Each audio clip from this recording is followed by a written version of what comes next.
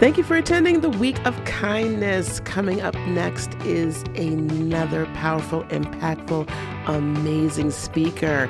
Get your notepad out, get your pen. Let's get ready and enjoy.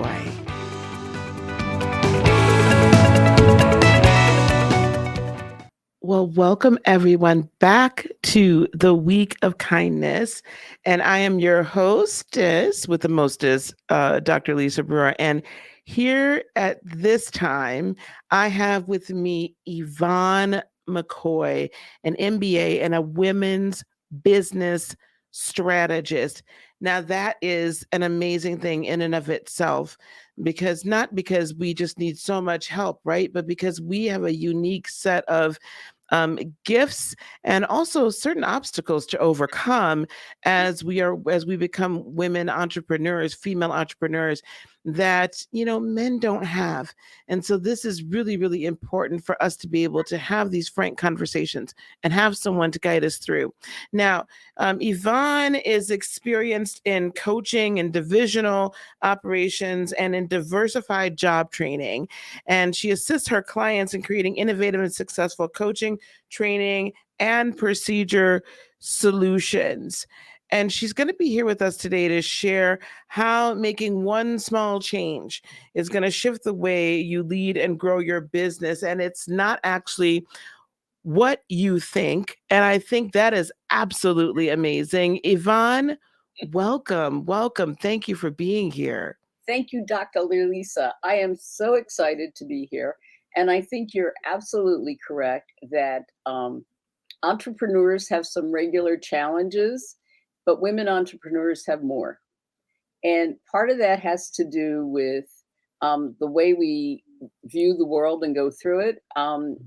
There's an interesting book that talks about the women's journey, which I talk about all the time. You start out as a maiden, then you go to mother. And I say that as mother, you can mother a career, you can mother a pet, you can mother children, you can mother anything. And then at some point in your life, you go, wait, when's my time?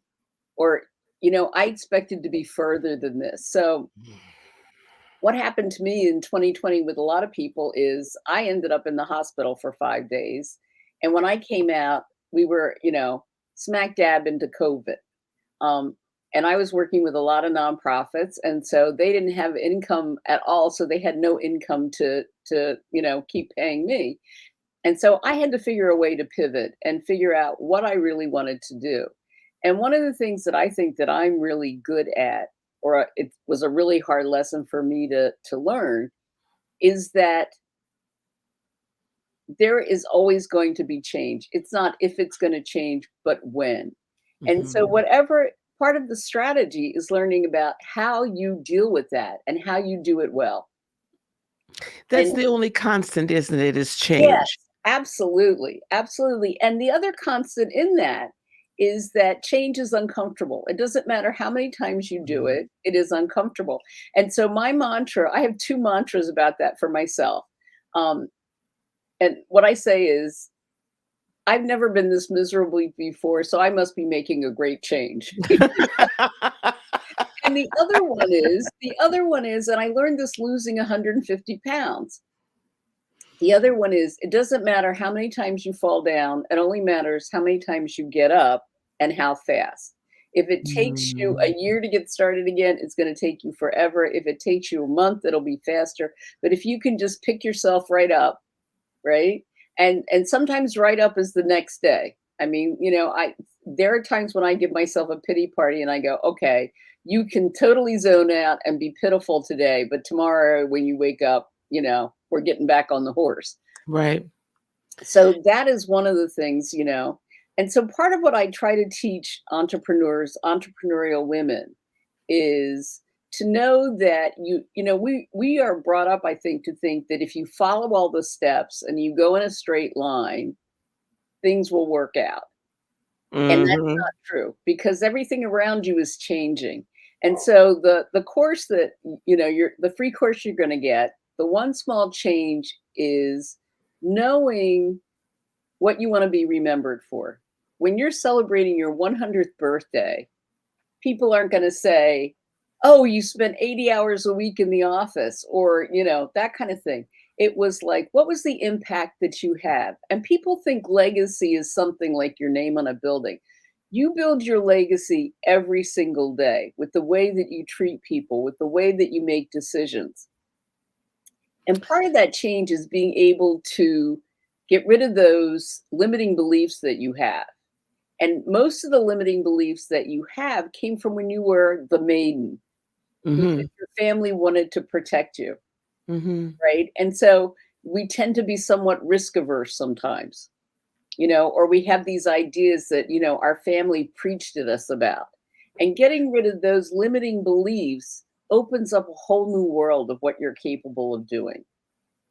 So then, if I'm understanding you correctly, all these things that we've been taught as the maiden, right? And for a lot of us, I would think this is probably almost global, but we were raised to, we're going to get married, we're going to have children, we're going to da, da, da, da, da, da, da, right? And that's how we would find our our satisfaction and fulfillment in life. Now, of course, now being women of a certain age, um, I'm making a grand assumption, so pardon me if not, but at 54, I'll just say my age, I don't care. At 54, I was also then brought up, though, with this kind of concurrent yet incongruent concept that no, no, it's okay, baby, to go on and get a college degree. And it's okay to be an entrepreneur. But that somehow then we had to give up the family and not have that if we were going to go after the career or be an entrepreneur. And I do think that there's a level of this inner fight that then has been programmed within us. It probably reduces our productivity to a great deal because I feel, even now as a grandmother, that I'm pulled in so many different directions with responsibilities Hmm. that sometimes I just don't know which one should be which. And sometimes I'm berated, not in a horrible way. I don't even think that my children really do that to me horribly because they're wonderful kids. But sometimes they're like, well, mom, but you're not spending any time with us. I thought that being an entrepreneur, you were doing this to spend quality time. But for me, it is my time. So this is my quality time.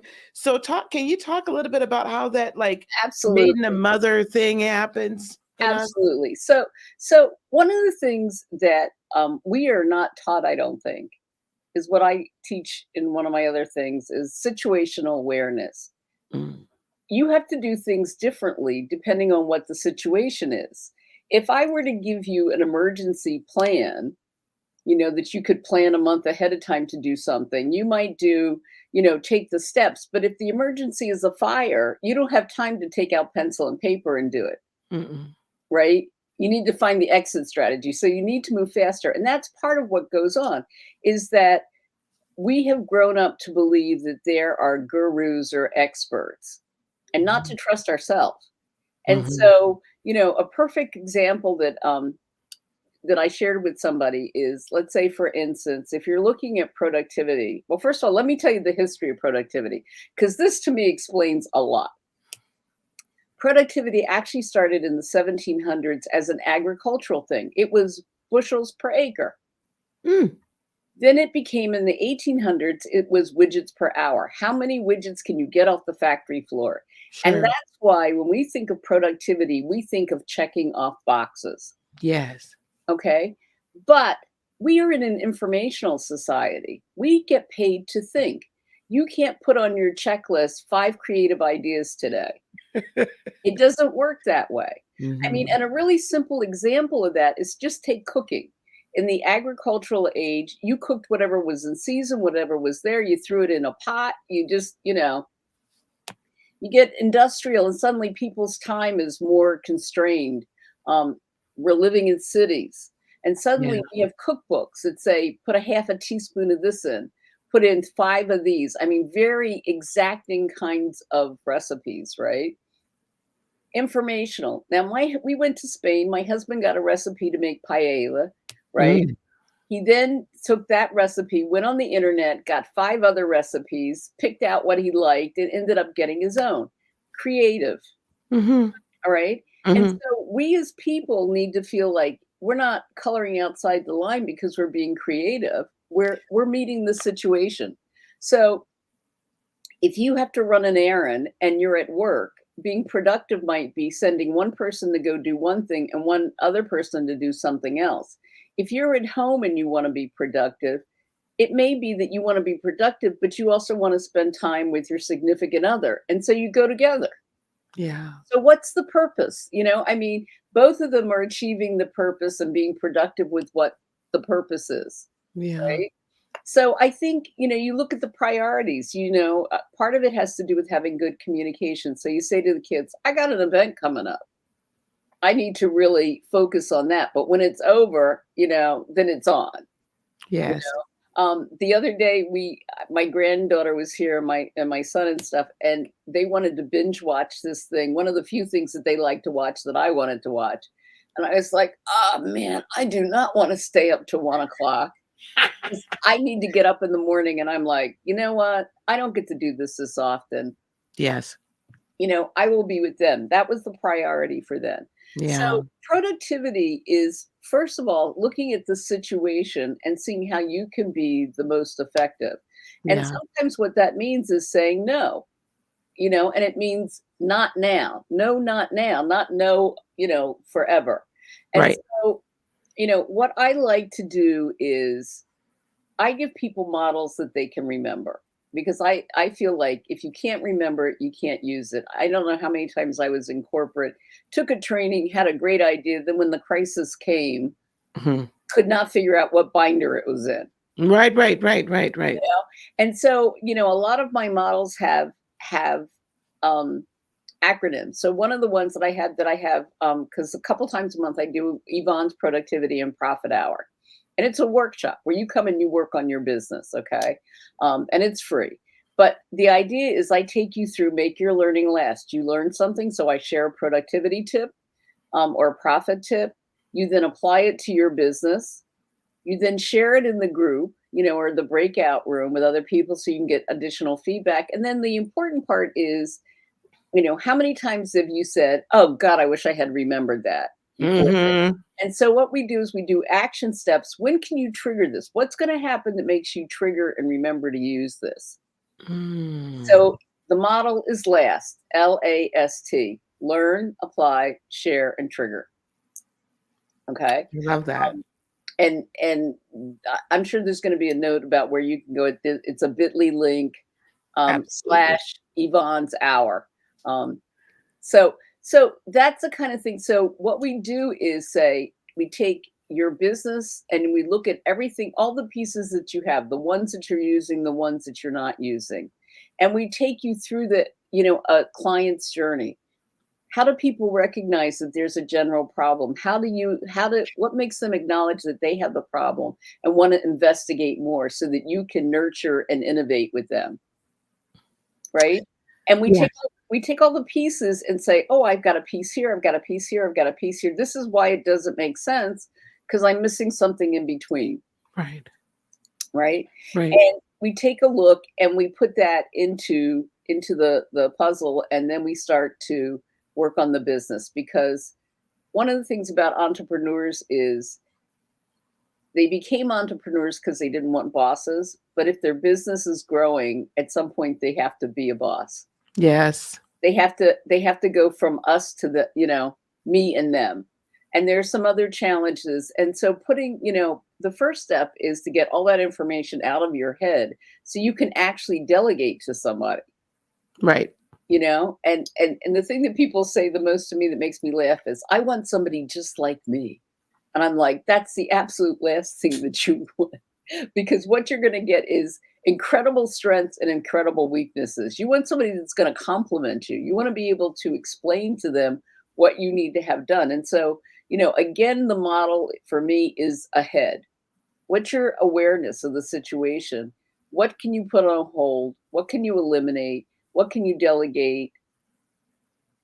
Yes. There's And a step that's missing. But anyway, but the traditional thing is that you delegate first, which means that you're just taking whatever is convenient off your plate. Your delegation is actually training. yes. And so even though I talk about productivity and profit, there are that should work in your life too, because profit is growing and being the best.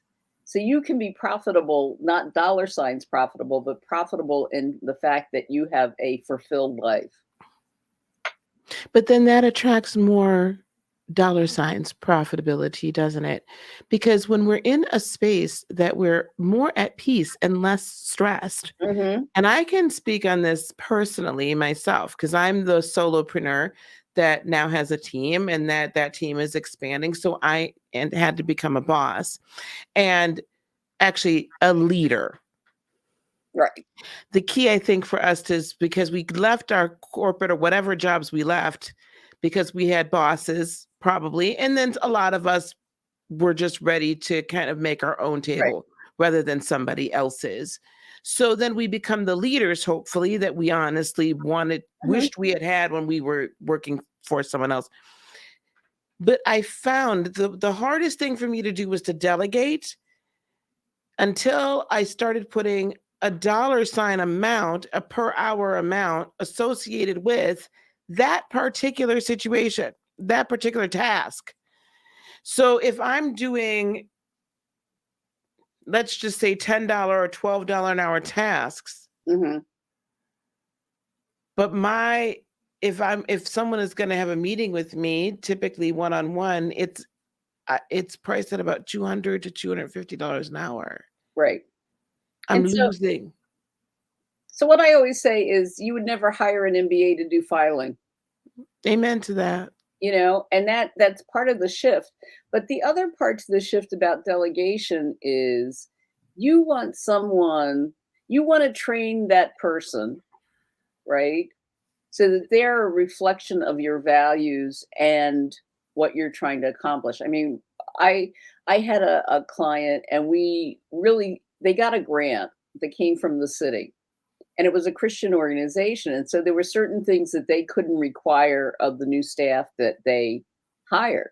And Mhm. so one of the things that happened was that it caused a lot of tension in the staff.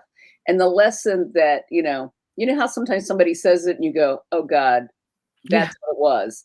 yeah. Um, and what he said is you hire for values first, Mhm. because you can train for the rest of the stuff. You can't train Absolutely. for the values. And that's exactly what that problem is. So as you're delegating, and bringing people on, and typically what happens for entrepreneurs is, we're solopreneurs, so we get our family and we get our friends to help. At a certain point, it's the natural challenge of growth. At a Sure. certain point, you realize that they're really not the right person for the skills that you need, but you're still loyal to them. Mhm. Right? And so that's one of the reasons that, you need to get stuff out of your head, and you need to get some procedures, policies and procedures and stuff like that, because then you can decide whether or not, Mhm. it really is a personal thing that they will never be capable of doing it, right? Or whether they don't have the resources to do it, which is, Right, if you tell me right. to go make a bazillion copies and the copy machine is broke, you know? But you wanna hire somebody that has enough initiative to say, "Copy machine is broke, what do we do about this?" As opposed to just sitting there and going, So the thing that I do, I think probably the most is empower women, help them to see that there are natural challenges to what they're doing, both in terms of where they are in their life, in terms of where they are in their business, and have them say, what do I want to be remembered for? What kind of business do I want to build? Do I want to be a practitioner, or do I want to be, a full-fledged business with employees and that kind of thing? Do I want to be a mentor? Do I want to help other people? Or what do I want to leave? And it Mhm. can change, but at least thinking about it and starting about it means that you can live each day a little bit closer to that. Because one of the things that happens is if you make decisions based on your limiting beliefs, your results are going to be small because they're based on fear. If you start with the idea of this is what I want to do, how is this going to help me to do this in the long term? How can, we're always going to have the constraints of time and money. But if you put that at the front of the journey, then you're not going very far. If you say, what do I want to accomplish? What do I have to do? And then you say, where do I get the money? Where do I find the time? You get a totally different result. Do you think that as women, because we haven't up until this point been equipped to get the logic side of our brain motivated and moving as much as the creative side. Now, I love to live on the creative side. I believe that when we meld them together, then the creative emotion, that energy we set into motion, then goes out and creates whatever we've logically began to construct. And it sounds to me like what you're kind of helping women do is deconstruct and then reconstruct what this Absolutely. life looks like, to engage the logical side of the brain and not push that off, but while also not diminishing the emotional side. Because you women are too emotional. No, no, no, no. Women are very intuitive and we are creative. That's who we are. We're the Well, creative arm of this, side of this equation. Is I, that you're finding that it's helping women like click this on so that they can take those practical steps? well, I think, part of it is, I think what you're saying is true. I mean, I started off on totally on the other end of being the logical type A. Me too. And Yeah. and it was basically based on fear, I think. Mhm. I didn't want to make a mistake. I wanted to have the right answer. I decided to major in math because there, one and one was always two. Mhm. The great, when I went to school and got my MBA, I really wanted to do marketing, but there was never really a right answer, so I ended up going into accounting. And, talk about miserable, I mean, because that really was, I mean, I was good with numbers, but that was not where I really wanted to be. And Right, and I so, found that with biochemistry, so we're both STEM women. yeah, I majored in biochemistry. Science and math, I loved, now hated statistics and hated accounting, so God bless you. well, I But hated statistics too, but oh, and the thing that was so funny was when I was in college, I kept changing my major. I started out as a math major. I was then a chemistry major. Then I was a psych major, and finally ended up majoring in journalism because it was the only thing that was going to let me use all my other courses and graduate on time. And they wanted me to write on science, science stuff, and I oh, was like, I that's don't want to do cool. that, But I think here's the thing. I think people have expectations of you, and they've had it of you forever. Mhm.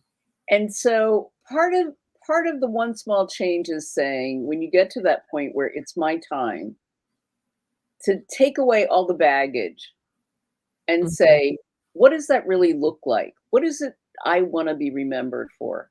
What do I actually want to do? I mean, when I went in corporate America, I was into suits and stuff. That has long gone by the wayside, right? Um, it's kind of like, you like me the way I am, or whatever. Mhm. But what I tell people is, there's things are like a dimmer switch as opposed to a light switch. A light switch, you're Mm. off or you're on. A dimmer switch, at one end you're off, the other end you're on. But there are so many options and opportunities in the middle. Mhm.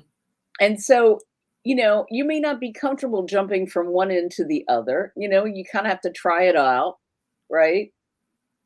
But once you get there and you get used to it, it's like, this isn't so bad. Maybe I'll go a little bit further until you find, Yes. until you find the place that you want to be, right? Um, Yes. and so I think that part of my goal is to have women be unified, have them be able to. I mean, I remember feeling like I was one person outside my front door coming from work, and another person inside my front door. You know, Mhm. I want people to be able to be the same all the time in terms of the values and how they make decisions and what they do. One of the things that I teach, which is really, I call it 3 strikes and you're out. And it's kind of like, I tell you something one time and you don't get it, then I figure I didn't tell you right. I tell you the second time and I give you a second chance and and every opportunity to ask me and find out what you don't know. And then the third time you have to suffer the consequences. You know, I gave you every opportunity, right? And that doesn't mean that it's fatal, right? Right. You want your employees to be able to take initiative and try stuff and not have to run to you for an answer every single time. But Yeah. it's also the same rule. I started using that rule with my kids, Yeah. you know? Yeah. I told you not to do that, then you did it again, and then the third time either you get timeout or, whatever the case may be. Right. They're full-grown adults now, and I still say that to them. But the model Absolutely. worked for me for business, and it worked for me, it Yeah. worked for me personally. The same thing with the way that I tell people to look at productivity and to strategize and stuff like that. I use the same thing in my personal life. And the more you use a model, the more you can make it yours so you don't have to think about it. Because Mhm. you're using it on a regular basis and you're tweaking it. And probably the most important part is that you build in some kind of evaluation or reset, Mhm. because something's going to go wrong. So you need to say to yourself, okay, what's going right? How do I ideally want it to be? What do I need to do to make that happen? What's missing? Right. Mhm. So if you just always do something and if it doesn't work, you go, all right, I'm done. I'm gone for the next shiny object. And you never get traction because there's never any, continuation and growth and getting better at stuff. And Absolutely.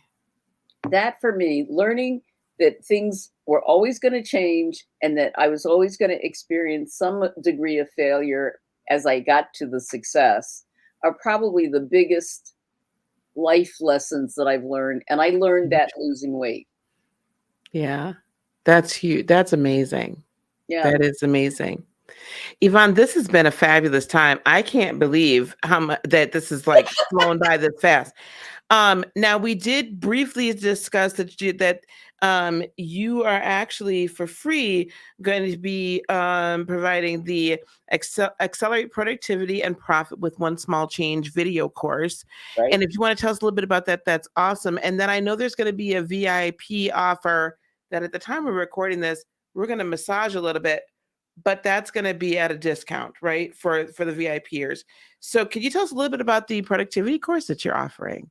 The For us to see. productivity course is, it covers the three things that I talked to you about: limiting beliefs, change and how to change, and knowing that there's discomfort and how to go about that, and then establishing your dead reckoning, which is that thing you want to be remembered about.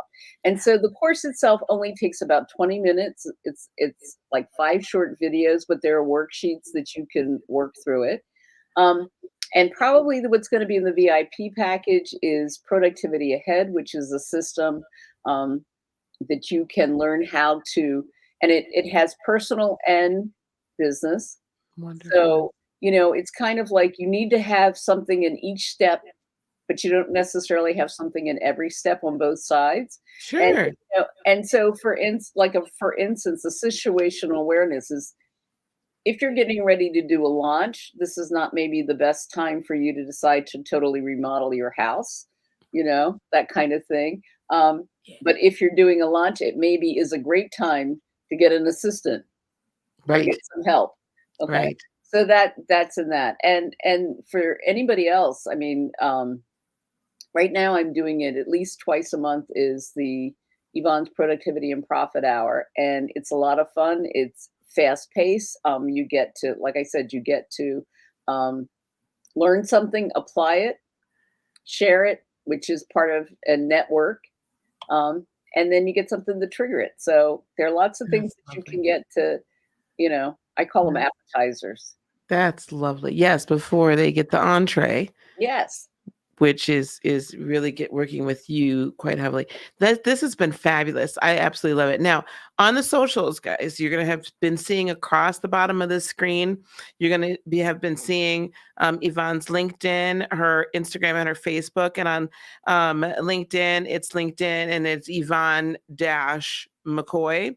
And then on Facebook, it's I'm Ready for Me is where we're going to find her. And then on Instagram, it's Yvonne B. McCoy. So you're going to be able to find her in all those places. We're going to have those links there and also in the description of this video.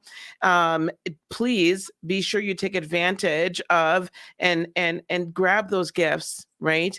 Come to our calls. They're amazing. You guys are going to get so much out of those networking calls.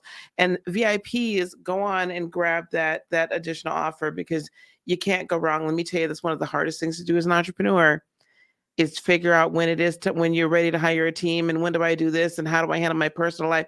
It can be a monkey mess. So please do this. Yvonne, in closing, I always love to leave everyone. Is there something you would like to leave with the folks today? A closing thought? Sure. This is like my favorite one. As you grow, you will always have more to do in the same amount of time. So you're always going to feel overwhelmed. It's a good thing. I love that. That is absolute perfection.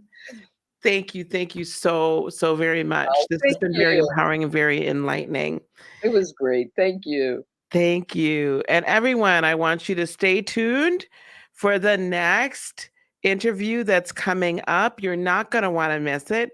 Hang on in there, and we will see you again very soon. Thank you so much for being here with us today. Bye-bye. Bye. Wow. I hope you enjoyed that just as much as I did. Thank you so much for all of that great information. Hey, we're not done yet, so just relax. We're going to continue on with our next speaker in just a few moments.